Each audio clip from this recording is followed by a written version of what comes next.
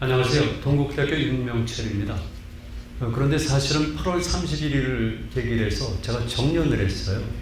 그래서 지금은 동국대학교 명예교수이고요. 그래서 지금은 보통 안녕하세요. 동국대학교 윤명철입니다. 제가 학교에 대한 자부심이 강하니까. 최근에는 안녕하세요. 윤명철 교수의 역사대학입니다. 제가 유튜브를 방송을 하고 있거든요. 아마 여러분들이 지금 보셨을 텐데 저 사람이 과연 한국 사람일까? 좀 의문을 가지셨죠? 저도 그래요. 지금 제가 요 한 4, 5년 전에 사진 같은데요. 지금도 여러분들 보시게 되면은 야, 이게 한국 사람인가? 제가 유라시아 지역 가게 되면은 그 지역 사람입니다. 어렸을 때 좀 이상했거든요. 전 철저한 민족주의자예요. 많은 사람들이 알고 있는데 그럼에도 불구하고 제 외모라든가 생각, 행동은 좀 다른 거예요. 아까 사회자께서 몽골 말씀하셨잖아요. 저 역마살이 굉장히 강해요. 그래서 여러분들 중에서 기억하시는 분도 있고 기억 못하시는 분도 있지만 우리나라에서는 본격적으로 탐험을 한 그 첫 세대라고 보면 됩니다. 그래서 얼마 전에 유튜브를 촬영하는데 우리 연구원이 저한테 질문했어요. 즉석 질문인데 김찬삼 씨에 대해서 아는 바가 있는가? 그래서 제가 이렇게 답변했죠. 김찬삼 여행상 1회 수상자라고. 그뿐만이 아니라 사실은 난이도가 있는 탐험을 많이 했는데요. 그런데 그런 것이 이유를 보니까 결국은 저의 생물학적 정체성, 문화적 정체성, 역사적 정체성에 연관이 되어 있더라고요. 그리고 또 한번 생각해 보세요. 저는 전형적인 고구려스 사람인데요. 외모 자체가 고구려스 사람입니다. 여러분들은 아시는 분이 계시겠지만 조영진 교수가 검증을 해서 갑자기 우리들이 회의를 하다가 갑자기 홍익대에 가서 제가 모델이 되어가지고 세운 광개토당 동상이 구리시에 있습니다. 그러니까 고구려인들은 당연히 연관이 되어 있고요. 고구려인들이 전성기 때 후기로 가면은 소구띠인들이 살았습니다. 제가 다음 학기에 다시 가는데 사마르칸드 대학에 가는데요.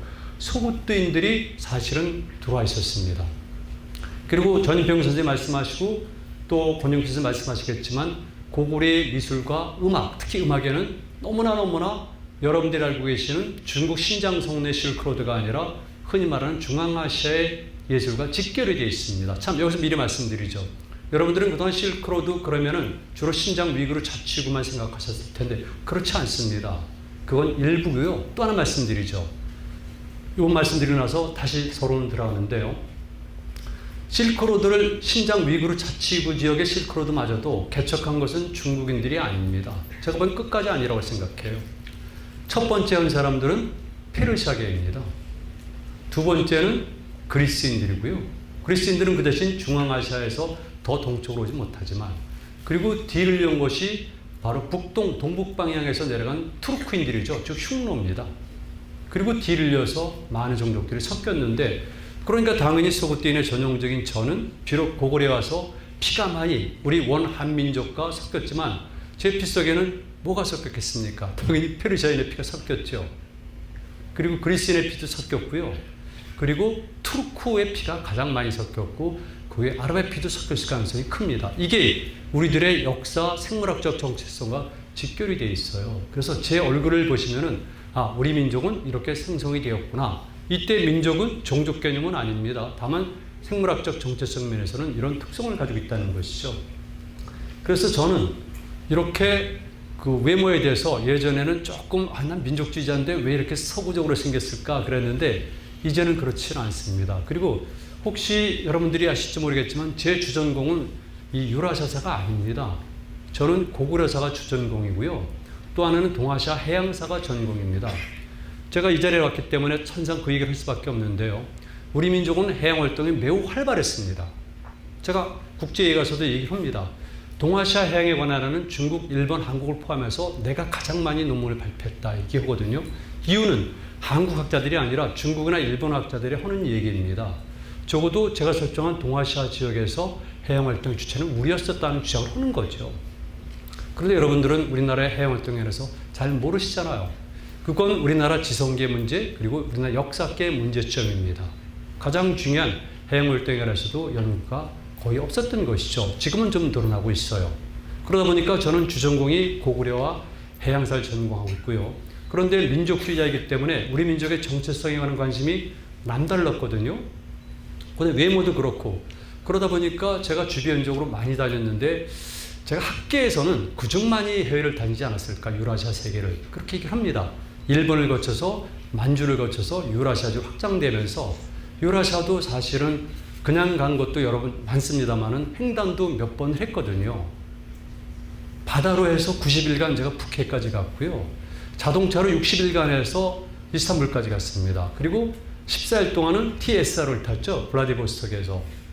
그래서 베를린까지 갔지만 그거 외에도 그 전부터 그 이후부터 무시무시 제가 유라시아 지역을 탐사, 조사한 것이죠. 그래서 한민족의 정체성을 찾는 작업을 하다 보니까 이상하게도 그런 기회가 많이 주어져서 적어도 학문적 지식은 제가 못합니다. 제가 국제회의에서도 제가 주관하는 회의에서도 얘기를 합니다. 중앙아시아 전공자들이나 유라시아 전공자들에게 미안하다고. 왜 그러냐면은 저는 그분들은 계속 전공을 한 사람이고 저는 결국 동아시아를 전공했는데 아무래도 여러 가지 이유 때문에 제가 자꾸 앞서게 되니까 왜 학문 외적인 면이 있잖아요. 그래서 그분들에게 굉장히 미안하다고 얘기를 했고요. 또 여러분들이 대충 아시겠지만 그동안 학계에 대한 관심이 없다 보니까 중앙아시아나 유라시아 전공자들이 학계에서 자리를 잘 못 잡았어요. 그러니까 제 입장은 굉장히 미안한 거죠. 그리고 오늘 발표 내용도 다른 데 가서는 1시간 반 정도로 그러니까 빠르게 해도 그런 양인데 두 분 발표를 하시잖아요. 권영필 선생님과 전인평 선생님인데 이분들은 학계에 올라오시고요. 각각 그 분야의 대가들이세요. 그래서 제가 앞에 나서서 혼내는 것 자체가 굉장히 송구스러워서 제 연구원이랑 오면서도 그런 얘기를 했어요. 그런데 저는 오늘 이 자리에서는 유라시아에 대한 큰 틀만 말씀을 드릴 거고요. 그 다음에 두 분이 말씀하시는 두 분야를 포함해서 나머지 부분들은 특히 역사 부분들은 제가 언급하겠지만 심도 깊게는 안 오겠습니다. 그 대신 여러분들이 관심 가지시면은 제가 그동안 써온 글, 그 다음에 TV 특강, 그리고 곧 나올 책들 이런 거 참고하시면 될 것 같습니다. 유라시아 지역에 가면은 정말 저 같은 사람을 많이 만나요. 그리스 하든 그리고요 미리 말씀드리는데 앞으로 스님들 계시잖아요. 불교 하면은 여러분들 꼭 너무 중국만 생각하지 마세요. 그리고 인도만 생각하지 마시고요. 인도에서 오는 길이 우리가 말하는 중국만 거친 거 아니에요. 그리고 여러분들 또 중앙아시아를 염두에 두셔야 되고요. 그리고 타지키스탄 이런 데 주목하셔야 돼요. 그런데 그건 아직까지 좀 연구들이 덜 됐거든요. 그래서 여러분들이 저는 개인적으로도 여러분들이 바라고 싶은 바는 불교를 보다 폭넓게 그리고 더 구체적으로 이해하기 위해서는 우리가 그동안 있었던 신장 위구르 자치군의 실크로드를 넘어서 이제는 중앙아시아를 가고 서남쪽으로서는 지금 타지키스탄을 넘어가고 그게 옛날의 길이에요. 그리고 더 나아가서는 오늘날의 아나톨리아 반도 즉 터키까지 가야 되지 않나는 생각을 합니다. 이게 전부 다 연관이 되어 있거든요. 제가 머릿말은 그냥 넘어가는데요.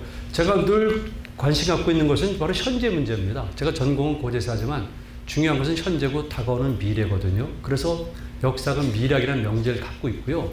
유라시아에 관해서 오늘 제가 말씀드릴 때도 왜 지금 그리고 앞으로 미래 우리에게 어떤 의미를 갖고 있는가를 말씀을 드릴 겁니다. 그 다음에 제가 구체적으로 말씀을 드리도록 하죠. 그래서 제가 지경학적인 가치를 말씀드리는데요. 지경학적 가치는 어렵게 생각하실 필요 없습니다. 그냥 땅 또는 토가 가지고 있는 경제적 가치인데요. 무궁무진합니다. 제가 간단히 넘어가지만. 그리고 더불어서 말씀드리면은 사실은 조금 전에 몽골 말씀하셨지만 몽골도 그 중앙아시아도 그리고 만주도 경제적으로 무궁무진한 가치가 있습니다. 사실은. 그런데 우리는 이런 지역에 대한 경제적 가치를 잘 모르고 있고요. 연구도 안 된 거고 그러다 보니까 우리 역사가 늘 관념적이고 추상적이고 산업이나 기술이나 자원 발굴에 관해서는 무지한 거죠. 그러니까 우리 역사는 역동적 상실하고 잘못 평가되는 건데 이렇게 경제적 가치가 중요한데 중앙아시아죠. 그 다음에 우리가 말하는 쭉 내려오면서 만주 일대, 연해주 일대도 엄청나게 많은 경제적 가치가 있다. 이거 제가 꽤 많이 발표했습니다. 여러분들은 앞으로 우리 역사나 또는 동아시아 역사, 유라시아 역사 해석할 때 이런 점을 꼭 염두에 두세요. 우리 역사에 대해 애정을 가지신 분들이 많은데 그렇게 무리하게 주장하지 않더라도 굉장히 우리 역사는 긍정적이고요. 매우 저는 이상향이라고 그래요. 자, 두 번째는 지정학적 가치인데요. 견해에 따라 다를 수가 있지만 저는 일단 중국에 대해서는 다소 위협감을 느끼고 있는 사람입니다. 제가 전공이 고구려사이지 않습니까? 거기다 동북공정연에서는 가장 일찍 먼저 발언했고요. 신중화제국주의라는 용어도 제가 먼저 쓴 용어인데 역사전쟁이라는 책도 마찬가지로 그런 면에서 볼 때 중국에 대해서는 매우 걱정을 하는데 정치적 가치가 많이 있지만 특히 유라시아 일대는 중국을 배후에서 압박할 수 있는 전략 지역이다. 그리고 앞으로 우리 민족이 통일을 지향할 때도 충분히 고려의 대상이 된다. 이 정도 말씀을 드리겠습니다. 그리고 이제 세 번째는 지문화적 가치인데요. 지리 문화적 가치가 있습니다. 터가, 제가 자꾸 터란 말을 쓰고 있는데요. 사실 터란 말은 예전에 여기 나이 드신 분들은 너무나 쉬운 용어죠. 요즘은 쓰질 않지만 이게 문제인 거죠. 터 이론을 갖고 있는데요. 이런 지리 문화적 가치를 보면은 다른 것도 있지만 우리 민족의 정체성입니다. 정체성. 정체성이 무엇이겠습니까? 우리가 누구인가? 아니면 우리는 어디서부터 왔고 어떤 과정을 거쳐서 오늘날에 우리를 이루어 있는가? 이게 정체성이거든요. 그리고 정체성의 핵심은 자의식인데 유감스럽게도 우리는 꽤 오랫동안 최소한도 600년 정도는 정체성 핵심인 자의식도 많이 약화되었거나 잃어버린 거죠. 그런데 유라시아를 통해 가지고 우리는 이런 것들을 찾을 수가 있다는 겁니다. 그 중에서 하나 우리 문화 국제성이죠. 일본인들이 적용한 한반도란 용어 속에 있는 반도사관, 반도적 숙명론, 사대성, 타율성 이런 것들이 아니라 원래 우리 역사는 사실은 유라시아 전 지역과 연결이 되고 있고 그들로부터도 왔지만 또 우리부터 그들로도 갔기 때문에 저는 이런 걸 통해서 우리 문화의 국제성을 발견한다는 것이죠. 여러분, 원나라 지배에 들어갔었던 시기부터 600년 동안만이 우리 역사가 아닙니다. 우리 전 역사 과정은 매우 깁니다. 그런데 비교적 상대적으로 우리 역사에서 비긍정적 또는 어두운 그늘이 들여져 있는 그 시기를 가지고 우리 전 역사를 평가해서는 곤란한 거죠. 그러니까 실질적으로 우리는 이제는 우리 역사를 구체적으로 정확하게 봐야 됩니다. 객관성, 사실규명, 저는 이거 미명이라고 생각해요. 우리 역사학계에서는 굉장히 비판적인데 사실규명이 중요한데 그런 과정 속에서 국제성을 발견할 수가 있다. 이런 거 사실입니다. 문화, 무역, 주민 간의 교류. 그 다음에 두 분이 말씀하시겠지만 주민들, 언어도, 혈연도, 그리고 문화 등의 관련이 깊습니다. 자, 이런 걸 가지고 제가 보도록 하겠습니다. 유라시아 세계란 말을 제가 쓰고 있는 거죠. 간단합니다. 어렵게 생각하실 필요 하나도 없어요. 여러분 오늘 공부하러 오셨습니까? 아니죠? 편하게 쉬러 오셨다고 생각하세요. 가장 쉬운 것이 바로 역사 문화입니다. 어렵게 생각하지 마시고요. 지금은 마음 편하게 먹으시고 그대로 얘기 들으시고요. 다음에도 이런 기회가 있으면 많이 오세요. 그러니까 공부를 생각하면 어렵잖아요. 근데 얼마나 쉬워요? 그래서 제가 아주 명확하고 쉽고 간결하게 말씀드리겠습니다. 유라시아, 유럽 플러스 아시아입니다. 유럽과 아시아의 어우는 제가 넘어가지만 유럽 플러스 아시아잖아요. 그랬을 경우에 이런 것들은 결국 러시아가 주도가 돼서 만든 개념이고 사용되고 있지만 제가 보기에는 그건 유럽 개념이죠. 제가 규정하는 유라시아 세계는요. 유럽 전체를 포함하지 않아요. 서쪽은 어디까지로 제가 설정할 것 같습니까? 우리와 연관이 있는 유라시아 세계 아니면 유라시아 실크로드 그랬을 경우에 서쪽 끝은 어디로 보십니까? 어디까지가 우리와 연관된 유라시아 세계일 것 같습니까? 어떤 분이 헝가리? 예, 헝가리. 얼마 전에 좀 유감스럽지만 부다페스트 일이 있었잖아요. 헝가리까지가 사실은 관련이 됩니다. 판노니아 평원까지는 관련이 되고 더 서쪽까지 보는 경우도 있지만 문화권 얘기할 경우는 헝가리와 판노니아 평원 정도가 왜냐하면 이미 북흉노 때부터 그리고 아틸라 때 장수왕 때죠. 아틸라 뒤를 이어서 투르크인들이 간 곳이 현재 헝가리 지역부터 해서 아나톨리아 반도까지 또는 투르크의 오스만 투르크의 영향력을 강화시킨다면 더 서쪽에 이베리아 반도까지 갈 수 있지만 그걸 빼더라도 우리가 관련되어 있는 곳은 유라시아 그랬을 경우에는 서쪽은 헝가리아 그리고 더 블랙시 흑해입니다. 그리고 발칸 반도 아나톨리아 반도가 서쪽이고요. 동쪽은 어디겠습니까? 동쪽.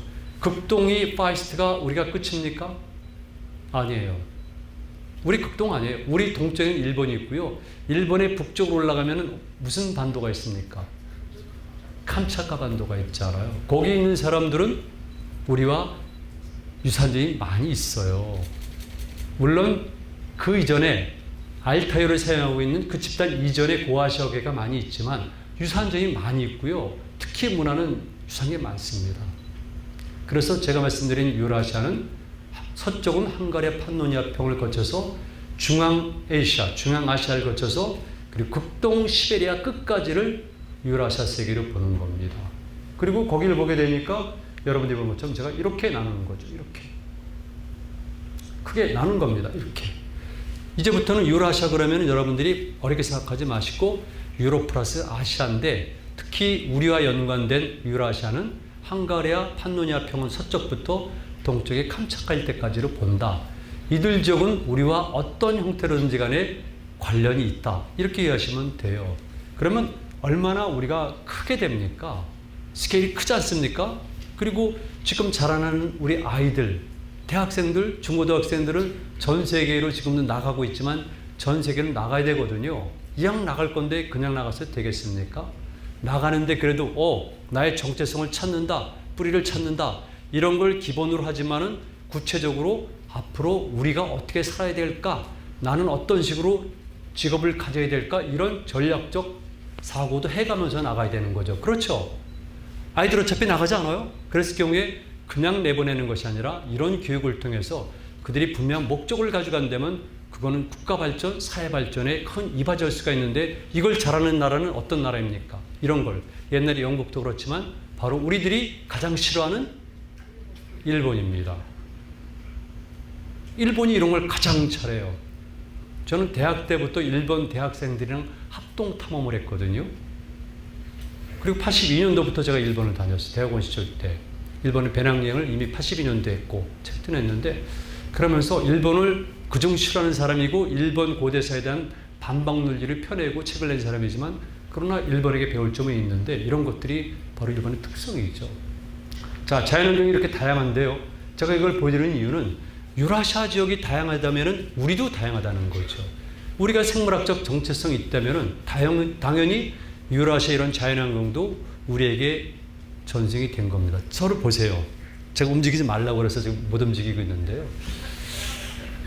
제가 일단 서구적으로 생겼다고 그러잖아요. 그랬을 경우에 제가 하관이 빠르죠. 그 다음에 코가 남달리 섰잖아요.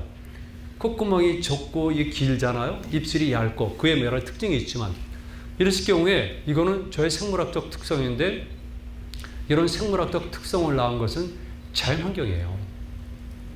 그러니까 우리 한반도 북부나 연해주 일대에서 살았던 사람들도 동북상 해가지고 연해주 북상 캄차코 극동 시베리아를 가게 되면은 신체 구조가 달라지는 거죠. 그래서 이 생물학적 정체성은 자연환경에 큰 영향을 받기 때문에 이거 중요한 겁니다. 그러니까 우리가 오랫동안 1000년 또는 600년 동안 한반도에 갇혀 살고 너희들은 반전민족이다. 그리고 너희들은 농경민족이다. 움직여서는 안 된다. 이렇게 세뇌를 당했어도 기질상은 다르잖아요. 그러니까 우리는 말 타고 달리고 싶어 하는 거예요. 이거를 한자로 표현하면 역마살이죠. 그죠? 역마살 달리 그렇습니까? 옛날에 여자들은 역마살, 여자 그러면 싫어하죠. 요즘은 분위기가 그렇더라고요. 여성이란 말은 일본 말이에요. 요즘 여성분 그러더라고요. 왜 일본을 싫어하면서 그렇게 일본 말을 자꾸 쓰려고 그러죠? 여자라는 좋은 말이 있는데. 그래서 몽골에 보거나 중앙아시아에 가면은 관광객들이 와서 말을 탑니다. 그런데 한국 사람들은 할머니들도 말을 타겠대요. 여러분들도 그런 경험 있죠? 우리는 할머니들도 말을 타겠대요. 그 초원에서. 일본 사람들은 안 탑니다. 남자들도. 젊은 남자들도 안 탑니다. 소심한 탓도 있고 이미 그런 기억을 잃어버렸기 때문에. 근데 우리는 남아있으니까 할머니들도 아마 스님도 타실 것 같아요. 제가 보기엔 몽골 가면. 이게 생물학적 특성, 이거 기질이거든요. 이거 쉽게 탈각할 수 없어요. 이거 이미 생물학에서 입증이 된 거잖아요. 그래서 제가 자연환경을 쭉 구분해 보니까 이렇더라. 당연히 이런 문화들이 우리에게 들어오는 겁니다. 자, 그래서 이 길을 보니까 저는 규정을 했는데 길은 사람의 길도 있고요. 자연의 길이란 것은 결국은 생태의 길이에요. 제가 자연의 표현을 생태의 길입니다. 얼마나 생태가 중요한데요. 생태란 말, 일본이 만든 말이죠. 생태학이라는 것 자체가. 그 다음에 생활의 길입니다. 정치, 군사, 문화, 신앙의 이 모든 것들이 결국 길의 문제가 되는데 여러분들이 관심 갖는 것은 신앙의 길이죠. 자, 이 기회에 제가 한마디만 더 말씀드릴게요. 스님들 계시니까. 제가 이렇게 얘기를 합니다. 우리 역사에서 가장 위대한 탐험가들은 누구인가? 승려들이에요. 승려들. 해초? 그 이전에 현장? 또 등등 해보세요. 그들이야말로 위대한 탐험가들이에요. 우리나라 불교에서 선종이 뭡니까? 제가 96년도, 7년도에, 2003년도에 중국의 절강성을 출발했습니다. 뗏목을 타고. 선사시대부터 한반도 남쪽까지 항해 가능했노라를 입증하기 위해서. 거기가 예전에 백제인들도, 특히 신라인들도, 그리고 후에 고려인들, 그랬을 경우에 선승, 선교, 선종, 이 길들이 바로 그 길이에요. 그래서 전라남도 지역에서 선종이 승하는 거죠. 그리고 거기 온 사람들은 달라요. 스님들은, 승려들은. 왜? 바다를 항해한 사람들인데, 여러분 지금도 그런데 그 시기에 바다를 항해한다고 생각해 보세요. 제가 얘기를 해요. 학생들이, 얘들아, 그 배에 있으면 승려들도 오바이톡은 당연하겠지만 쌍소리도 해. 제가 그래요. 그렇게 얘기합니다. 왜냐하면 그만큼 상황이 심각하고, 그래서 제가 그 승려들은 진짜 실존을 체험한 승려들이라고 보는 거죠. 석가모니처럼. 제가 탐험가로서 인터뷰를 할 때, 아주 어렸을 때요, 인류 역사상 가장 위대한 탐험가는 누구인가? 제가 석가모니라고 그랬어요. 큰 타이틀로 나왔죠. 석가모니. 왜? 제가 구분하는 자연탐험, 그 다음에 하와중생, 인간 사회탐험, 그리고 인간탐험을 모두 한 사람은 석가모니니까. 그런데 승려들이 그 시기에 죽어가면서, 진짜요, 죽어가면서 항해를 해서 이 땅에 온 거예요. 그리고 일본 열도로 부단히 건너와서 일본 열대에 많은 불교를 전파한 거예요. 그게 우리가 알고 있는 부산에서 출발하는 짧은 항해만 있습니까? 제가 83년도에 일본까지 뗏목을 타고 건넜는데, 동해를 걷는 고구려 승려들도 무지하게 건너간 겁니다. 그래서 저는 승려들은 위대한 탐험가라고 보고 있고요. 그래서 제가 만든 단어 중에 하나는 이런 단어가 있습니다. 명선일체. 농선일체, 다선일체가 아니라 명선일체는 말 그대로 생명과 선이 일체, 실존을 체험한다는 게 그런 거죠. 그래서 저는 한국 불교가 힘을 갖고 있는 것은, 힘을 남기고 있는 것은 바로 그런 역사적 전통 때문이라고 보는 겁니다. 그래서 승려들이 저는 가능한 한 해외로 많이 나가서 이런 여행이나 탐험이나 이런 것들을 하기를 바라는 거죠. 그러면은 힘이 생기거든요. 여러분들은 대부분 불교 신자들이죠. 저도 불교 신자예요. 저는 정말 불교와 깊은 인연이 있어요. 그러니까 여러분들인 저는 이런 걸 자꾸 마련하면서 자꾸 바깥으로 나가시기를 간곡히 빕니다. 자, 얼마나 스케일이 커요. 이렇게 그리니까. 이거 제가 그린 거예요. 기존에 있었던 학자들과 함께 제가 첨부한 게 있습니다. 세계를 이렇게 연결시킨 거죠. 스케일이 크잖아요. 왜 우리는 맨날 조그맣게 한반도라는 요것만 가지고 우리 역사 생각하죠?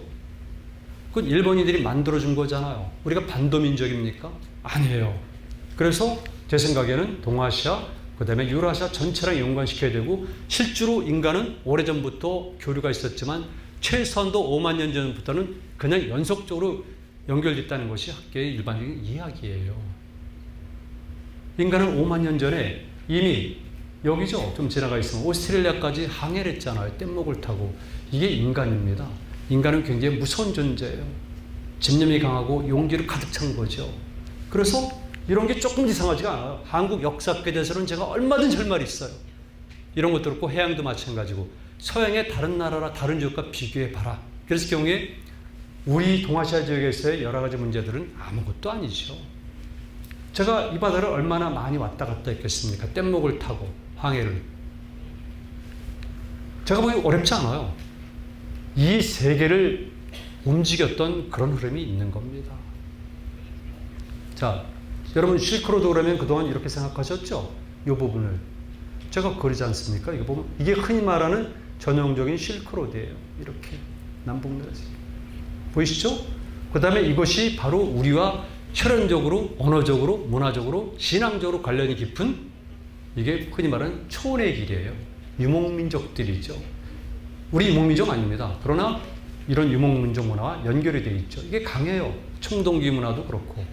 그 다음에 이 위에 있는 것이 뭐냐면 수렵 삼림 문화, 그냥 타이거 문화라고 생각하세요. 타이거 문화. 여러분, 이 수렵 삼림 문화는 우리랑 무관한 것을 생각하시는데요. 아니에요. 만주 있잖아요. 만주에서도 동쪽 동만주는, 거기는 여러분들이 생각하는 것처럼 벌판이 없어요. 평원이 없어요. 산도 그렇지만 거기는 숲입니다. 숲. 그래서 동만 전해줄 때는 숲이 많습니다. 숲은 돈덩어리죠.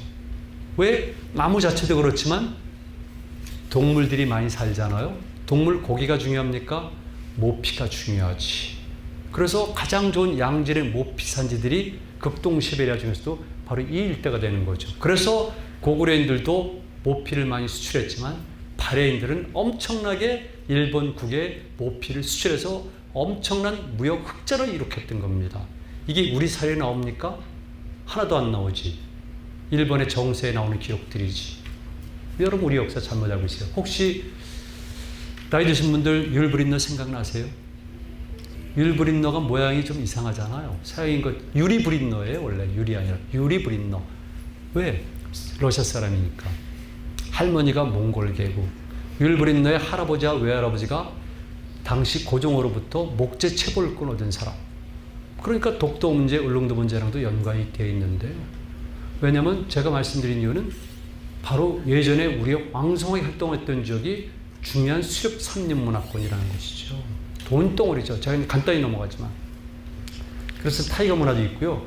그 위에 툰드라 문화가 있습니다. 툰드라권 이렇게. 있게 얘기인데 이거는 제가 온 것이 아니라 주치혁 교수가 이 툰드라 얘기를 많이 말씀하셨어요.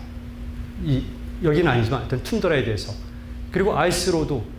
이건 제가 설정한 건데 가설입니다. 왜? 이 양지역에서는 지금 북위 75도 이북에서도 인간이 산 흔적들이 발견이 되거든요. 가설인데 저는 충분히 가능하다고 생각해요. 75도가 아니라 80도라도 인간이 살 수 있다고 보고요. 인간은 생물학적인 진화론이에요. 그리고 여러분 아시는 것처럼 바로 이겁니다. 이렇게 해양의 길. 그래서 우리 문화 그랬을 경우에는 이렇게 다양한 문화, 유라시아를 연결하는 몇 개의 길인데 이런 문화들이 우리랑 직접 간접으로 연결이 돼 있다. 이거를 제가 말씀을 드립니다. 스케일이 커지는 거 같죠? 경상북도가 이런 주장을 했어요. 실크로드의 종착점은 경주다. 물이 있습니다. 그런데 전혀 무리가 없는 건 아니에요. 왜냐하면 실질적으로 사실 장안도 아니거든요. 시안도. 그런데 일본 사람들은 교토가 실크로드의 종착점이라고 주장을 하는 거예요. 그런 논리라면은 경주가 실크로드의 출발점과 종착점이라고 봐도 괜찮다는 거죠. 그 대신 그러기 위해서는 바로 이게 필요합니다. 해양의 길. 해양의 길, 이게 필요합니다. 자, 이렇게 큰 스케일 속에서 유라시아를 보면은 앞으로 여러분들이 가실 곳은 얼마나 많겠습니까? 그죠? 그리고 늘 이걸 머리에 염두해 주세요. 아, 유라시아는 이렇게 연결이 돼 있었구나. 제가 아주 기분이 좋아요. 이것도 어디 신문에 연재할 때 제가 만들었는데 크게 그려보니까 정말 그럴듯하더라고요. 이거 동서의 길만 있는 것이 아니라 남북의 길도 있는 겁니다. 사실은. 여러분들이 못 보셨지만. 그래서 동서남북이라고 해서 저는 길도 로드가 아니라 망이라는 용어를 쓰는 겁니다. 도로냐 도로망. 그게 불교 여러분들은 인다라니까 이해가 되시잖아요. 이게 현대 물리학부터 뇌부터 해가지고 다 일반적인 건데 이거를 활용한 거 원래 그런 겁니다. 다만 그 당시 때는 기호가 평민적 사고와 거기에 대한 기호기 때문에 도로 그랬지만 실질적으로 망체제인 거죠. 모든 게 달라지는 겁니다. 그래서 오만이를 전환 시대부터 쭉 오고 갔는데 복잡하니까 제가 간단히만 말씀드릴게요. 지금 사실은 우리가 말하는 그 흉노에 관해서 성격이 좀 애매합니다. 그런데 그냥 간단히만 말씀드릴게요. 서쪽은 백인종의 세계고요. 동쪽은 황인종의 세계거든요. 여기는 코카사이드고 여기는 몽골로이드입니다. 그런데 당연히 그 중간에는 피가 섞이게 돼 있잖아요. 현재로 봐서는 현재까지로 봐서는 지금 흑해 주변에 있었던 백인종 계통이 동쪽으로 이동하면서 황인종과 섞인 것이 일단 주류예요. 아니라고 주장하는 분도 있고 일본에서도 반대로 오는 경우도 있지만 현재까지 기본적으로는 그렇게 되는 겁니다. 그러나 우리에게 중요한 것은 흔히 말하는 아까 몽골 말씀하셨는데 몽골 주변, 알타이 주변 지역에서는 흔히 말하는 백인종의 피가 섞인 황인종들이 거기 역사에 나타나는 거죠. 이 사람들이 그 이전부터 많이 살았지만 그리고 중국에서도 그와 그 집단을 가르치는 용어로 표현되지만 그런 거 다 빼고 정말 구체적으로 역사에 등장했을 때는 흉노라는 이름으로 역사에 등장하는 겁니다. BC 3세기 정도, 4세기 정도에. BC 4세기, 흉노라는 것으로. 자, 그래서 이들이 결국은 황인종과 백인종의 혼혈이고 결국 이렇게 된다는 것이죠. 보세요. 이건 제 그림이 아닌데요. 제가 교과서에서 가져온 겁니다. 제가 그린 것보다 훨씬 못하죠? 저는 여기 그린 거니까. 참, 그리고 제가 빼먹었구나. 한 가지 꼭 말씀드려야 되는데, 이건 중국이 그린 겁니다. 해양의 길, 그 다음에 육지의 길, 대륙아시아, 해양 유라시아 제공인데요. 이건 뭐냐면은 특히 정화의 원정대 루트를 많이 참고해서 그린 겁니다. 중국이 지금 주장하는 이론이 뭡니까? 외워주세요. 1대1로, 원벨트, 원로드거든요. 1대1로는 제형으로 표현하게 되면 원벨트는 대륙 유라시아, 원로드는 해양 유라시아입니다. 그러니까 몇 개의 대륙 유라시아의 로드와 남쪽에 있었던 해양 유라시아의 로드를 포함한 것이 1대1로 전략이에요. 중국은 당연히 일로 전략에서는 정화의 원정대 사건을 역사적 명분으로 삼아서 아프리카 중부까지 진출하는 겁니다.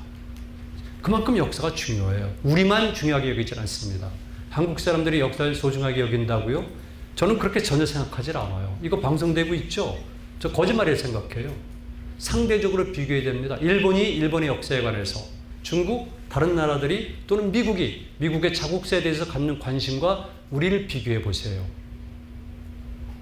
그런데 중국만 하더라도 1대1로를 비롯해서 동북공정, 서북공정, 서남공정 모든 것을 할 때는 반드시 역사를 배경과 논리로 삼습니다. 그만큼 역사가 중요한 거예요.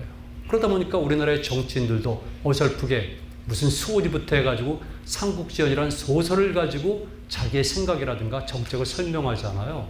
제가 보기엔 무식한 것 같은데, 삼국지연이라는 소설을 가지고 삼국지라는 정사가 있는데, 자, 그래서 지금 동서교통로를 중국은 이렇게 표현하고 있다는 겁니다. 이게 중국의 1대1로 전략이고, 이게 지금 미국과 충돌하는 겁니다. 1대1로 전략이. 자, 유라시아 특성을 보니까 조금 전에도 보여줬습니다만 다양해요. 이렇게 다양하다. 그래서 대륙과 해양으로 구성되어 있고, 여러분들 보시는 것처럼 이렇게 다 자르면 재밌습니다. 다. 제가 그냥 간단히 넘어가는데 재밌습니다. 이렇게 모든 자연환경이 골고루 발달된 곳이 유라시아인데, 이들이 차단 격실된 구조 속에서 서로 교류가 없었다면은 그건 자연환경이 다양해도 소용이 없어요. 그런데 이들 간에는 부단하게 교류가 이루어졌습니다. 그러니까 자연환경이 다양하더라도 이 자연환경과 생태환경과 거기에 있는 주민들 간에는 교류가 활발하게 이루어지니까 당연히 유라시아 세계의 문화라는 특성이 생기게 되는 거죠. 그리고 거기에 주체가 된 사람들은 누구일까? 사람들이 흔히 말하는 알타이어를 사용하는 사람들입니다. 자, 종교도 마찬가지입니다. 동쪽에는 샤머니즘과 유교가 있죠. 그 다음에 북쪽에는 하늘 숭배 신앙이 있죠. 남쪽에는 불교 영향이 있죠. 그리고 이렇게 조라스터의 경향도 있고, 그러니까 우리도 일본인들은 그렇게 주장하지만 이미 조라스터교가 들어왔다 얘기를 하잖아요. 이게 다 섞인 것이 바로 동쪽으로 오면서 우리에 해당이 되는 거죠. 여러분 보시는 것처럼 천숭배 신앙은요, 우리가 주목해야 돼요. 제가 이 자리를 빌어서 말씀을 드리는데요. 동아시아에서 가장 먼저 가장 늦게 자기 글자를 가진 민족이 어느 민족인 줄 아세요? 동아시아에서 가장 늦게 자기 글자를 가진 민족. 어디 같아요? 일본이 아니죠. 우리 뭐 샹가이, 상찰 얘기하지만 우리죠.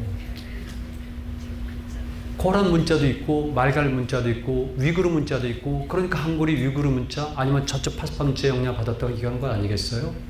그래서 이 기호를 장악하는 게 중요한데 우리가 소홀히 했기 때문에 우리 모든 건 다 중국화로 그냥 덧칠해진 겁니다. 도배가 된 거죠. 천숭배 신앙, 중국의 말한 천과 지금 알타이어 사람들, 개 사람들이 신앙의 대상으로 삼은 천은 다른 겁니다. 하늘은. 탱그리는 다른 겁니다. 글자가 똑같을 뿐이지. 이런 것들을 제가 조금 이따 몇 가지 말씀드릴게요. 민족들도 이렇게 다양한데 다양합니다. 사실은. 넘어가겠습니다. 네. 자, 그 중에서 제가 몇 가지만 재밌는 걸 뽑아왔는데, 요즘 바이칼 많이 가시죠? 여러분도 아마 다녀오신 분 계실 거예요. 바이칼 명칭 원래 바이칼이라고 부르면 안 돼요. 바이쿨이 맞습니다. 바이쿨. 키르기스탄 가게 되면 이시쿨이 있잖아요. 또 송쿨이 있잖아요. 그 다음에 흑해 같은 경우 들었지만 가라쿨 이런 게 있잖아요. 쿨이 알타이어에서 호수나 물을 뜻하는 겁니다. 바이칼은 러시아인들이 그냥 칼이라고 부르는 거죠. 이렇게 부지기수지만 바이칼은 명칭이 다양하죠. 탱기스부터 해가지고 베이칼, 베이쿨 등등등 있는데 이게 굉장히 우리에게 큰 울림을 가져와요. 왜 그런지 모르겠는데 언제부턴가 바이칼을 우리 민족의 시온과 직결시키는 분위기가 생겨버렸어요. 그래서 한민족의 시온이 바이칼이라고 주장합니다. 저는 어떻게 생각해야 될지 모르겠어요. 우리 민족은 제가 이따가 나올 것 같은데 저는 원액론을 주장해요. 원액. 여기 살던 사람들이 있다. 흔히 말하는 한반도와 만주 일대에 특히 남만주에 원래 살던 사람들이 있다. 전기 구석기부터 해서 쭉쭉쭉 해서 연결이 된다고 학자들은 얘기를 안 하겠지만 적어도 후기 구석기 시대부터 신석기부터는 연결이 되니까 당연히 여기 살던 사람들을 원액으로 삼고 8 플러스 알파의 길을 통해서 흘러든 사람들이 진출한 사람들이 이주한 사람들이 우리라고 보는 겁니다. 저는 그런 논리가 있는데 그렇게 보세요. 그런데 바이칼은 그 중에서 하나이고 그 다음에 그 중에서도 좀 지난 세계 흐름이라는 거죠. 바이칼에 가면은 뭐가 있습니까? 아론섬이 있잖아요. 아론섬에 가게 되면 불칸바이라고 있거든요.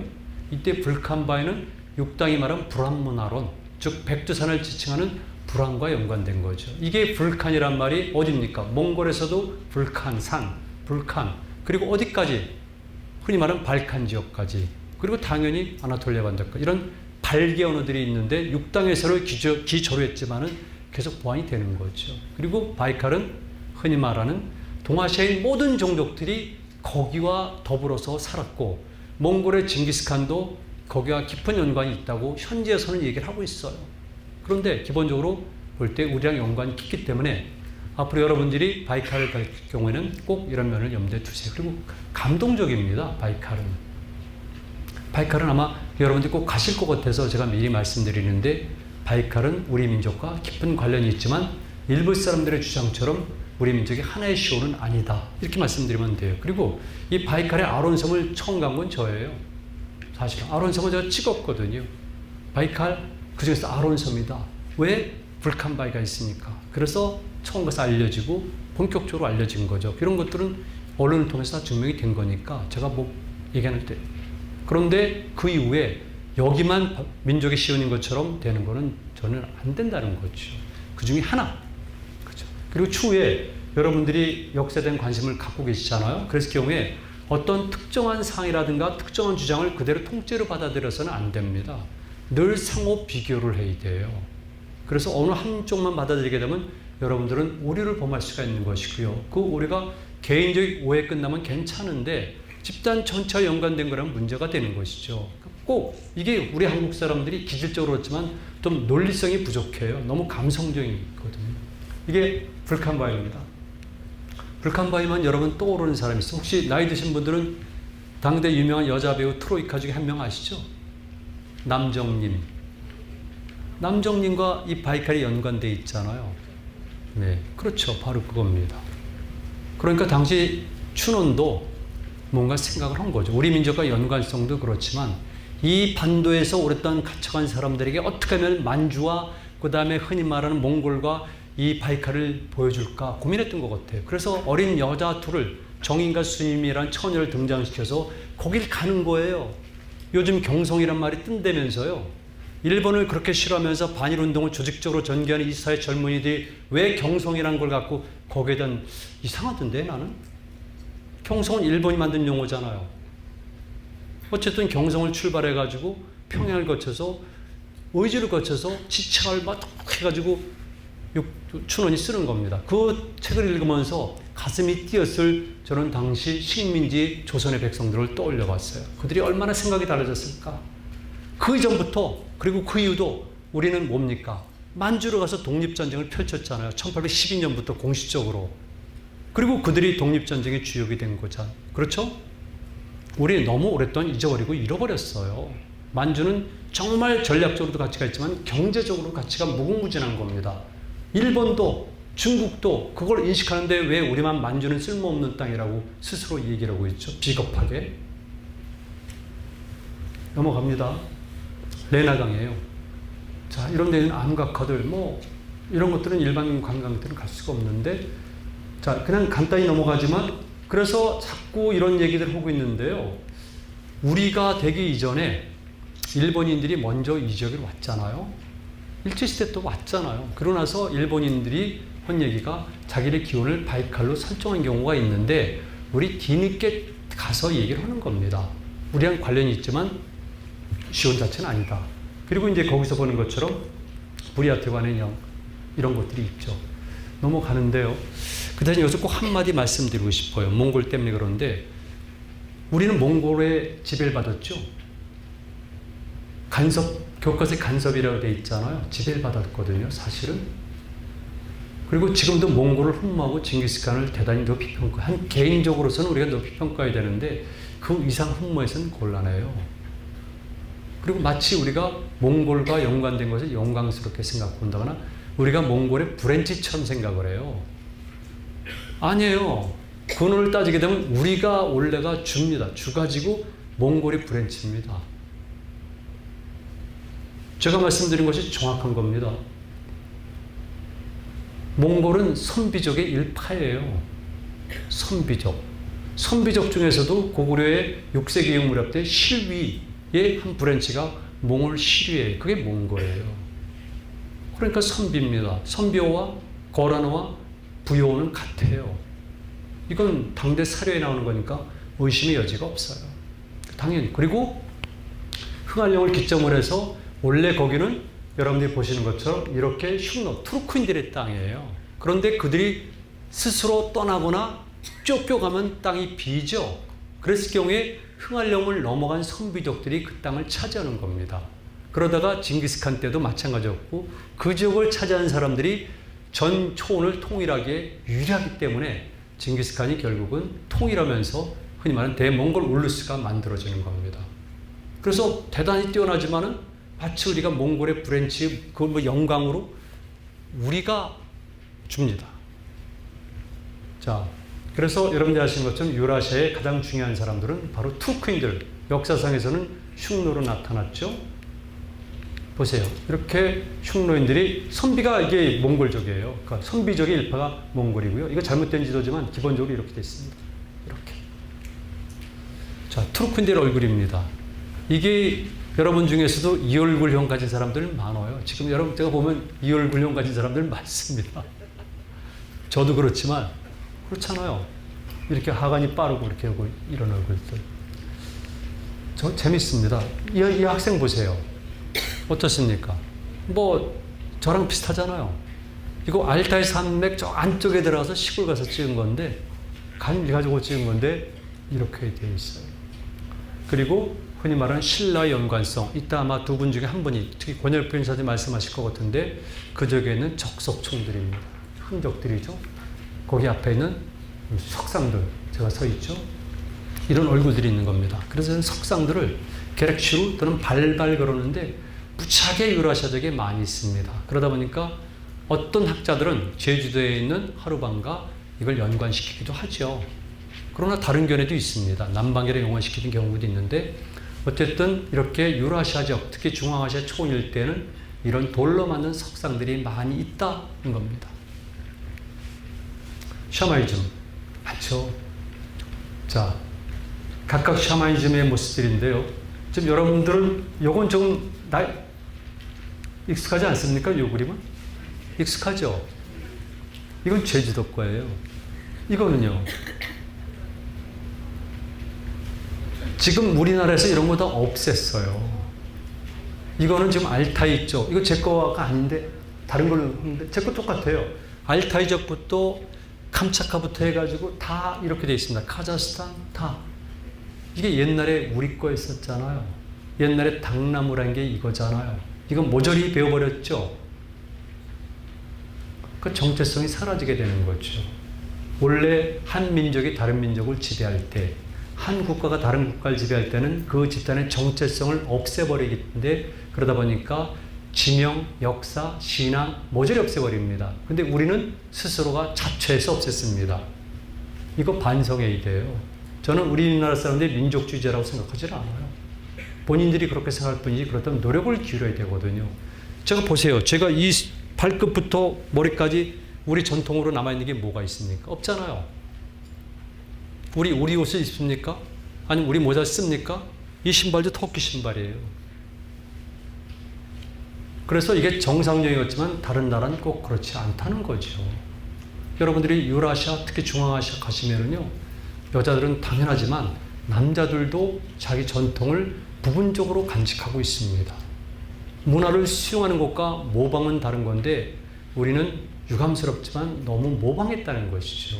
아니라고 변명할 수 있지만 배합 비율을 보면은 모방이에요. 그래서 이런 것들이 무지하게 많은데 우리가 이런 것들이 사실은 유라시아와 직결되어 있다는 거죠. 암각화도 그렇고. 자, 한국 문화로 넘어갑니다. 시간이 많이 갔는데요. 자, 제가 명확히 말씀드려요. 원액이 있습니다. 원액. 여기에 원액이다. 그리고 이렇게 8개의 루트를 통해 가지고 온 사람들이다. 왜? 여기는 지구상의 이상향이니까. 제가 이렇게 말씀드리면 혹시 종교인 같죠?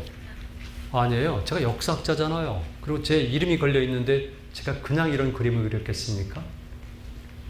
이상향이라는 표현이 거슬린다고요? 그건 우리나라의 관념적인 역사학자들이죠. 그렇잖아요. 여기는 정말 이상향인데 그 이유는 여러분들이 다른 데 찾으면 돼요. 뭐 제 책이라든가 특강, 방송 이런 보시면 돼요. 여기 정말 지구상의 이상향이에요. 또 한 가지, 그러면 그들은 왜 여기로 왔을까? 왜? 가장 살기 좋은 것이지만은 또 관념적으로 해가 뜨는 것이니까. 여기 그냥 제가 일반적인 여기 스님들 계시잖아요. 다른 분들은 흔히만 속인이라고 얘기를 하잖아요. 그렇죠?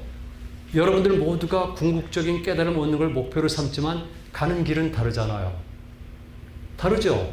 그랬을 경우에 모든 것을 포기하고 가는 사람들이 있는가 하면은 포기하지 않으면서 다른 곳과 더불어서 가는 사람들이 있는 거예요. 그렇죠? 제 말이 맞죠?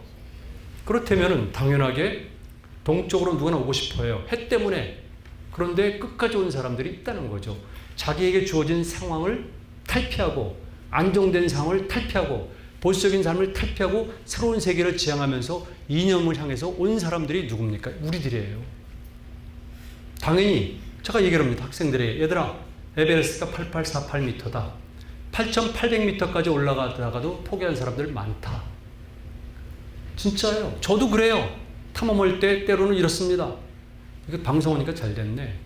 이렇게 해요, 제가. 때로는 정말 어딘가 크게 다쳤으면 하는 생각이 들 때가 있어요. 여러 생각 중에 하나. 그러면은 제가 출발하지 못하거나 출발하자마자 후송당할 수 있잖아요. 그러면 제가 정말 우려하는 일에서 벗어날 가능성이 커지잖아요. 이게 사람이에요. 그러니까 에베레스트 올라갑니다. 제 친구들이 다 마찬가지잖아요. 그런데 결국 끝까지 가는 사람과 끝까지 못 가는 사람들이 있어요. 서밋까지 올라가는 사람이 있는가, 골까지 가는 사람과 중간에 머무는 사람들이 있는데 우리는 끝까지 온 사람들이에요. 어떤 이유가 있든지 간에 끝까지 온 사람들이 우리니까 우리는 그 나름대로 자부심도 강하고 그 힘이 있는 거예요. 극한 상황, 실전을 체험한 사람과 체험하지 않은 사람은 삶의 차이가 있잖아요. 그죠? 우리는 온 사람들이니까 비록 너무나 편한 환경 속에서 오랫동안 살면서 그 모든 것들을 많이 망실했지만 그래도 남아있는 거죠. 그래서 언제든지 이렇게 한심한 꼴을 보이고 있지만 그래도 우리가 계기만 있으면은 우리가 만약에 분발만 하면은 발심만 하면은 다시 우리는 남보다 더 빠른 시간 안에 도약할 수 있고 하는 거죠. 원래 오늘이지만 제가 다음 주부터 일간지 연재 들어가는데 첫 제목이 이겁니다. 한반도 멸망론과 한민족의 부흥. 이게 2013년도에 제가 책을 내려다가 못하고 학생들에게만 강의했던 내용이 한반도 멸망론이에요. 우리 멸망해야 된다, 우리가. 그때 멸망은 우리 전체가 아니라 반도적 인식, 반도적 사관, 반도적 문화, 반도적 시스템을 우리는 깨부셔야 된다는 거죠. 우리가 식민지 백성이냐? 그래서 우리는 다 깨버리고 다시 새롭게 부흥을 해야 된다. 리파운데이션, 리빌드. 이게 제 이론이에요. 모델은 고구려 광개장 장수왕 때, 지역은 유라시아입니다. 그래서 제가 유라시아 가는 이유 중에 하나가 현장에서 확인을 할 수가 있다는 거예요. 우리 옛날의 모습들을. 너무 변질이 된 거죠. 그래서 보통 우리 민족 기억으로 하면 북방, 남방 혼합설을 예시하고 있는데 저는 혼합설이죠. 제가 이제 역사적 측면으로 가는데 간단히 말씀드릴 수밖에 없네요. 시간이 없는데 여러분들이 지금 앞으로 가실 곳은 중국의 신장 위구르 자치국을 넘어서 중앙아시아 지역이죠. 관심을 갖는 부분이. 그 지역에 처음 온 사람들은 제가 말씀드렸지만 페르시아계입니다. 그래서 다리수 1세 때지만 충분히 와서 모든 교통망을 정비해 가고 일부가 흔히 말하는 현재 신장 위구르 자치국까지 들어가서 실크로드 무역망을 만든 것은 그들입니다. 중국이 아닙니다. 그리고 뒤를 이어서 쫓아온 사람이 누굽니까? 여러분 잘 아시겠지만 19세에 임금이 된 The Great King이죠. 알렉산더. 그래서 알렉산더가 페르시아가 닦아놓은 길을 타고 말 타고 달려오면서 거기서 문화를 전파하고 알렉산더부터도 그렇지만 록산나랑 결혼했듯이 현지의 여자들과 결혼하면서 피가 섞였고 그중에 저도 그런 거죠.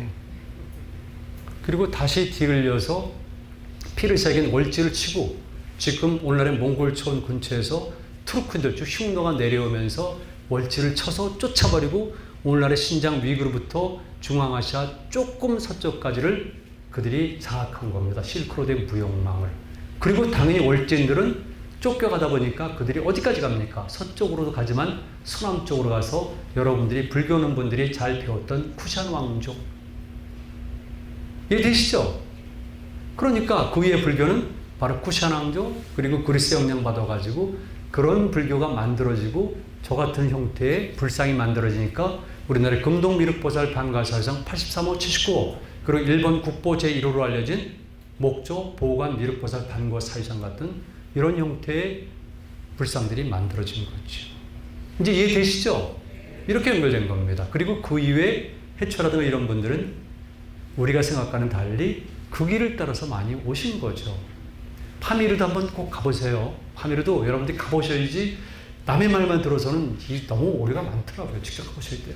자, 그래서 흉노인들이 있었고 그 위에는 돌고린들이 역시 유라시아 초를 통일하는데 바로 이 시기가 고구려의 전성기에서 그 다음에 멸망기로 접어드는 무렵이죠. 그래서 한참 전성기 때 돌고래 전성기 때 돌고린들과 고구려인들은 어깨를 겨루고 같이 살았으니까 때론 전투도 벌여요. 그러나 서로 우호관계에 있었고 그 다음에 피가 섞이고 그러니까 지금도 터키에서는 학생들에게 역사를 가르칠 때 우리 투르크인들은 터키 아니에요. 우리 투르크인들은 터키는 서양인들이 부르는 명칭이에요. 칠면조라고. 그게 싫어요. 투르크예요. 투르크인들은 오랜 옛날 저 아시아 동쪽 끝에 있는 코리아와 이웃을 한 형제였었다고 가르치는 거예요. 그래서 작년부터는 중고등학교에서의 제2 외국어로 한국어가 채택이 된 거예요. 저는 작년 1학기 때는 이스탄불 대학에 가 있었어요. 이게 유라시아 역사고 우리의 정체성이에요. 그런 것들을 잃어버렸는데 이제는 우리가 찾을 필요가 있다는 것이죠. 자, 소구띵입니다. 이거 조금 있다가 권영필 선생님이 다 말씀하실 거예요. 여기 가보니까 고구려인들이 있더라. 이 고구려인들이에요. 지금 사마르칸트의 아프라시아 궁전, 알렉산더 대왕에 가서 초토화가 됐던 아프라시아 궁전이 후에 다시 재건되면서 그 시기에 벽화에 고구려 사진들이 있는 거죠. 이분들. 다른 얘기는 안 하겠습니다. 권영필 선생님이 하시지 않는 말씀 제가 하고 싶은데 역사학자로서 그 시기에 고구려인들이 절체절명의 위기에서 국가의 안전을 위해서 얼마나 많은 노력을 기울였겠습니까? 일본 열대 얼마나 많은 영향을 끼쳤습니까? 고구려인들이. 일본 불교를 했을 때 백제만 생각하지 마세요. 왜 고구려를 빼놓고 얘기하시죠? 고구려 승려들이 얼마나 많이 갔는데. 일본 최초의 사찰인 아스카스의 공동주주는 회자란 고구려 승려인데 쇼토쿠 태자의 스승 역할하는 사람이 바로 회자 승려인데 고구려인들이에요. 담중을 비롯한 많은 사람들. 그런데 그 시기에 고구려 사신들이 아프라시아 궁전까지 간 거예요. 제가 계산해 봤더니 약 4,000km더라고요. 그런 시기에 조국의 운명을 타개하기 위해서 뭔가 실마지 하나를 잡을 심정으로 4,000km를 돌고를 따라서 이 지역까지 간 그 사람들을 생각해 보세요. 이게 나라고, 이게 민족이고, 이게 집단이에요. 나라는 간단한 게 아니죠. 나라 정말 소중합니다. 그렇게 생각대로 머릿속으로 이루어지는 게 역사인 줄 아세요? 그렇지 않아요. 그래서 저는 정말 가슴 아픕니다. 이 양반을 볼 때마다.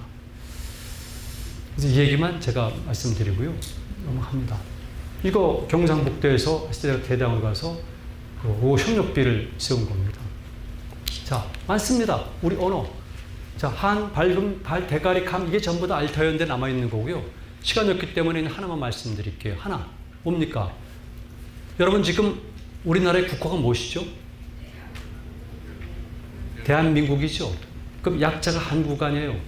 우리가 멸망할 때 일본에게 식민지가 될 때 국호가 여러분 조선인 줄 아세요? 대한제국이에요. 일본이 식민자 시키자마자 금한 것이 뭔 줄 아십니까? 한국이라는 용어를 쓰지 못한다. 조선이라는 용어를 써라는 겁니다. 그래서 만주로 갔던 우리 독립군들이 대한독립군이었었고요. 그들이 선언한 모독립선언의 정식 명칭이 대한독립선언서입니다. 거기에 비해서 28 그리고 3.1운동 때 3.1선언서는 그냥 선언서입니다. 그럼 한국이 뭡니까? 제가 질문을 많이 해요. 제가 얼마나 많은 사람들에게 질문했겠습니까? 직접 담당자들한테 정부에서 한국의 국호의 한국이란 국호의 어원과 의미를 아는가? 여러분 모르시잖아요. 모르시죠? 선생님 모르시죠? 여러분 잘못이 아니라 우리 잘못이죠. 역사학자들의. 그런데 이 나라는 자기 국가, 국호의 어원과 의미도 모르는 사람들이에요. 이걸 어떻게 생각해야 되는 거죠? 한국은 간단히 말하면 칸국입니다. 칸국. 의미는 여러분들이 보시는 것 같고 시간이 이렇게 넘어가지만 제가 논문 쓰면서 보니까 39개의 칸국이 있었어요. 지구상에. 킵차쿠 칸국, 크림 반도의 크림 칸국, 지금 우즈베키스탄의 부하라 칸국, 뭐 다 칸국이죠. 몽골 다 칸국들 아니에요? 그리고 우리가 칸국인 거죠. 그래서 대한제국이란 국호를 제정을 할 때 많은 논쟁이 벌어지고 고종의 결단에 따라서 결국 대한제국이 성립된 거고 그 용어를 잠시 잊어버렸다가 상해 임시정부가 대한민국이라고 설정합니다. 한국은 여러분들이 보신 것처럼 큰 겁니다. 하나다, 넓다 이런 뜻입니다. 다 한국, 한글, 한강 모든 게 다 한으로 되어 있죠. 한성 다 한입니다. 밝음 넘어가고요. 이것도 넘어가겠습니다. 탱그리게 언어고요. 감 이것만 말씀드릴게요. 이거 우리말입니다. 우리말.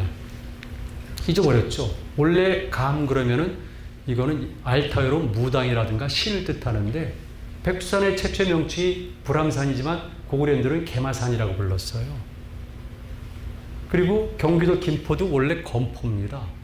삼국사기 지리지, 대동지지에 나옵니다. 경도강이 신라 경도강이 금포로 바꿨는데 그 이후에 사람들이 잘 몰라서 금자를 김으로 읽은 거죠.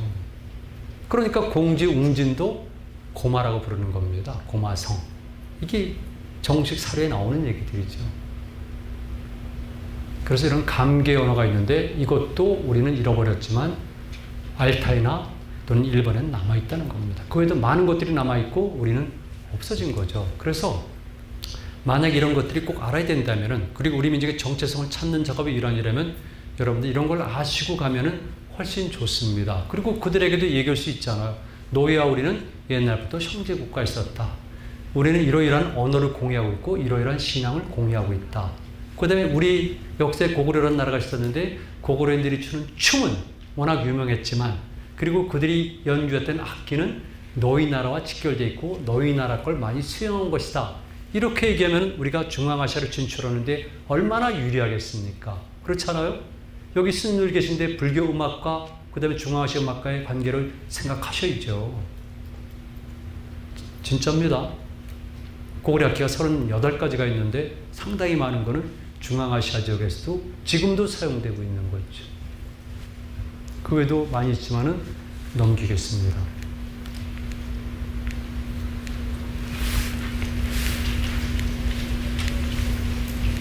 이거 다 연결이 되어 있는 거고요. 자, 고구려 문화.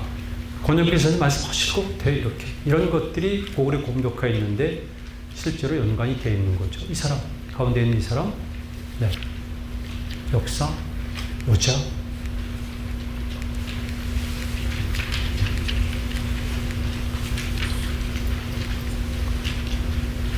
보이시죠? 악기가 38종이 있다. 배감성. 당태종에게 항복한 성이지만 고구려와 돌골 간에 전투가 벌어졌던 성. 이게 돌골성이라 제가 터키에서 가서 강의할 때 이걸 딱 틀어주면서 예전에 너희와 우리는 이렇게 싸운 적도 있다. 그러나 원래 형제 국가다. 이렇게 얘기를 하는 거죠. 대감성인데 일부러 넣습니다. 그리고 권영필 선생님이 이거 보여드릴 거예요. 이 부분들. 자, 그리고 결국은 우리는 떨어져 나가는데요. 동아주의 국제대전 제5입니다. 고구려와 수단 간에 벌어진 전쟁은 국제대전이에요. 제가 93년도에 박사학위 논문이 동아시아 국제대전이에요. 우리 역사계는 다른 해석을 내린 거죠. 수나라나 당나라가 턱없이 강한 나라인데 갑자기 고구려를 쳤고 고구려가 방어한 거 아니에요. 동아시아에 질서 재편을 놓고 기존에 있었던 강국인 고구려와 400년 만에 중국 쪽을 통일한 선비족의 수나라 간에 벌어진 질서 재편 전쟁이 이 전쟁이에요. 고구려 수나라 전쟁. 굉장히 큰 차이가 있는 겁니다. 그리고 이 용어는 지금은 일반화되어 있지만 바로 70년 전쟁 이거죠. 이 속에서 우리와 유라시아의 관계는 상당히 많이 희석되는 겁니다. 아까운 거죠.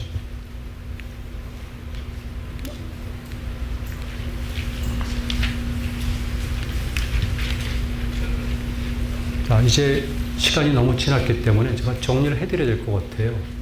오늘 강의 처음에 말씀드린 것은 현재 유라시아 세계가 우리에게 어떤 의미를 갖고 있는가를 제가 전제를 했지 않습니까? 즉 현재적 미래적 가치입니다. 그래서 먼저 경제적 가치가 있는데 앞으로 한국 경제를 위해서 유라시아 지역, 특히 중앙아시아 지역과는 다양한 관계를 맺을 필요가 있습니다. 이 분야 전문가들이 계속 주장하고 있고요. 현재 가서도 이런 활동들을 지금 많이 하고 있습니다. 그리고 두 번째는 지정학적 가치인데 다른 것도 있지만 대중국 포위 전선의 구축이라든가 아니면 러시아를 압박하는, 일본 압박하는 카드로서 활용이 가능하다. 이런 게 있고요. 그 다음에 세 번째는 역시 지문화적 가치인데 첫 번째, 우리 민족의 정체성, 잃어버렸고 잊어버렸던 정체성을 다시 찾는 모델이 거기 있다는 겁니다. 그래서 우리가 꼭 필요한 것, 한 집단에 대한 강한 자의식, 그리고 한 집단이 가진 용맹성, 이런 역동성, 이게 고구려문의 특성인데 이런 것들을 우리는 상실했지만 그 지역은 아직도 남기고 있기 때문에 가서 우리의 원 모습을 확인할 수가 있다는 것이죠. 모델로 된다는 겁니다. 그리고 또 한 가지는 말 그대로 중앙아시아를 통해서 유라시아를 통해 가지고 우리는 전 지역과 긴밀하게 연관된 존재였구나. 다시 말씀드려서 우리가 하나의 민족으로서 역사적 공동체인 것은 분명해요. 분명합니다. 다른 분들이 여러 얘기를 하고 있는데 그분들이 민족의 개념과 정의를 잘 오해하는 탓으로 많은 문제들이 생기고 있는데 정확한 민족 개념에 따르면 우리는 일찍부터 타 집단에 비해서 역사적 공동체로서의 민족이란 일본이 만든 단어에 해당하는 것은 분명합니다. 그러나 그렇게 되기까지는 유라시아 전 지역과 연결되는 다양한 종족과 다양한 문화와 이런 것들이 섞인 거라는 거죠. 이런 것들을 우리가 구체적으로 확인하니까 우리의 민족주의는 자의식도 중요하겠지만은 바로 세계와 직결되는 이른바 세계적 보편주의를 지향하는 민족과도 해당된다는 것이죠. 그리고 이제 마지막으로 정리를 해드리는데요. 제가 궁극적으로 추구하고 있는 것은 바로 새로운 문명입니다. 어쩔 수 없이 역사학자 입장에서 볼 때 인류 역사 이래 가장 최대의 전환기에 처한 것은 분명해요. 왜냐하면 인간이 인간을 만드는 시대가 왔기 때문에 오스트랄로피테쿠스 이후에 아니면 호모 사피엔스 이후에 아니면 호모 사피엔스 이후에 처음 맞는 대전환기예요. 그래서 경우에 당연히 모든 인간은 혼란을 느끼고 새로운 문명이 필요한데 그렇다면 그 문명은 어떤 모습과 어떤 로직을 갖고 있어야 될까? 그리고 그 모델은 어디서 찾아야 될까? 그래서 경우에 저는 개인적으로 우리가 찾아내기를 바라고 있는 거죠. 제가 아니라 우리가, 우리 후배들이, 우리 다음 세대들이. 그리고 제가 설정한 이론은 바로 비문명론입니다. 여러 가지 이유가 있지만 그 중에 한 단어로 압축했을 경우에 제가 제안한 신문명의 요체는 비문명론. 스님들 아시죠? 벌써 제 말뜻을. Non-civilization. 그러니까 반문명론이 아니라 비문명론이니까 불교에서 말하는 이 비의 개념을 그대로 제가 받아들여서 이렇게 긍정도 수용도 안 하지만 긍정도 부정도 안 하지만 긍정도 부정도 같이 수용하는 이런 새로운 문명을 제가 non-civilization, 비문명이라고 설정을 했고요. 그 모델을 제가 우리 역사 속에서는 말 그대로 고구려에서 그리고 지역적으로는 바로 유라시아 세계에서 찾는 겁니다.